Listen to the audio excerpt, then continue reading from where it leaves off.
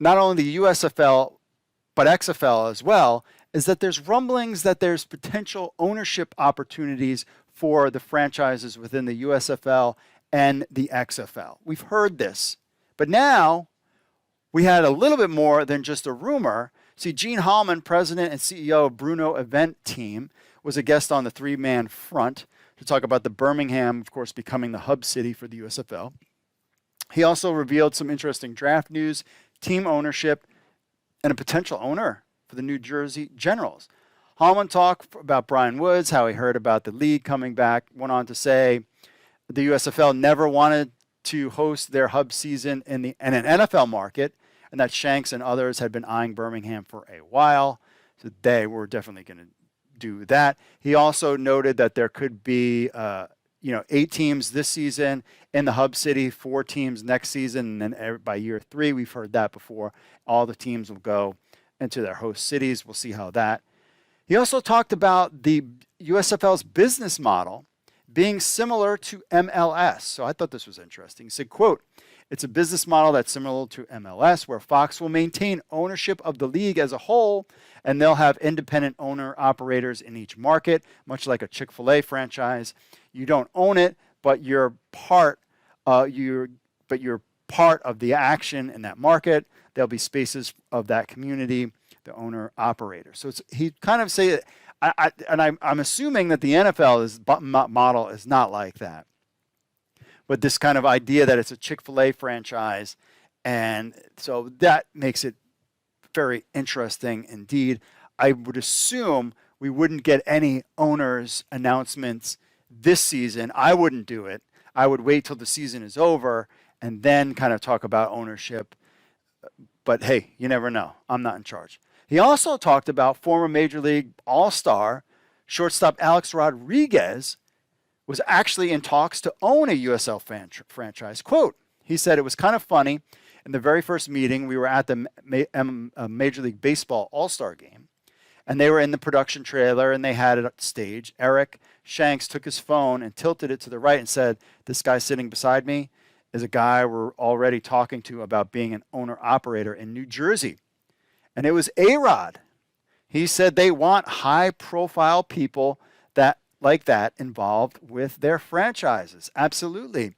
Get some of these big sports names and influencers to be owners of these USFL teams. I mean, you look at what the Fan Control Football is doing.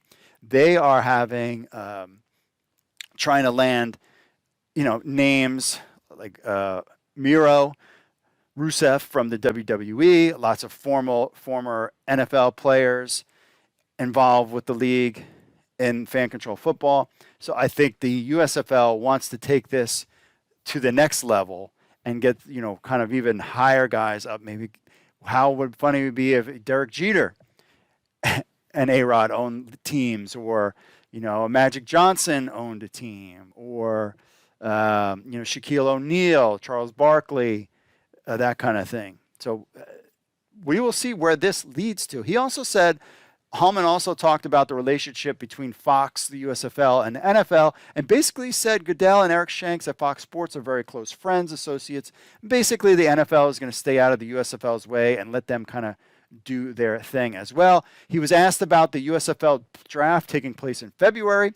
He said that the USFL has over 3,000 players in their portal, and some are high-profile names. Now, when you're on Twitter and somebody says they've declared for the, that they're going to be part of the USFL draft, remember, they're in a pool of 3,000 names, and there's only 300 or whatever the number is spots. You do the math: 38 active rosters, 7 practice squad players, so 38 plus 7 times 8.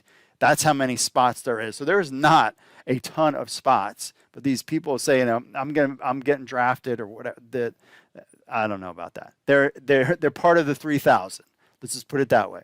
He said, quote, "They sent out an email and communication to every agent in the country, and there are thousands. And they said, please, if you have a player who meets these minimum qualifications in terms of playing ability, go to our portal and register to be eligible for the draft. They have over 3,000 people in the portal. I'm told there's quite a number that you would instantly recognize. Then on the 22nd and 23rd of February, the 8 coaches will do a draft over the 2 days. They'll draft 45 players for each team, 38 active, 7 practice. So there's not a situation where there's going to be 200 players trying out for 45 spots. There are names in there.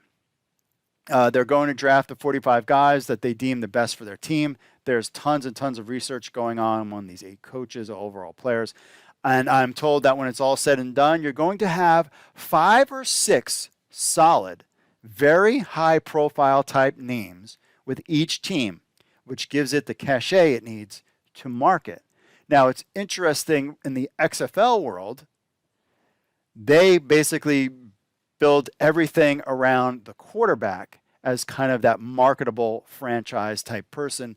In the USFL, they want to have 5 to 6 guys who are very marketable to help that franchise get hold. You know, if you have New Jersey has some big names and then A-Rod is the owner, that's going to generate a lot of buzz on the internet. Man, the way things run these days when it comes to social media and these leagues is so different than it was when the XFL 2.0 started out. You have basically they're not even really worried about the media play per se. It's the social media aspect and buzz that they generate that just keeps living rather than just having an article in the Washington Post. So times are changing very quickly in the TikTok generation world of sports. Football is at an all-time high, and getting some big names and get people chatting on social media about your league is priceless. We'll just have to find out when this draft comes who these big names will be.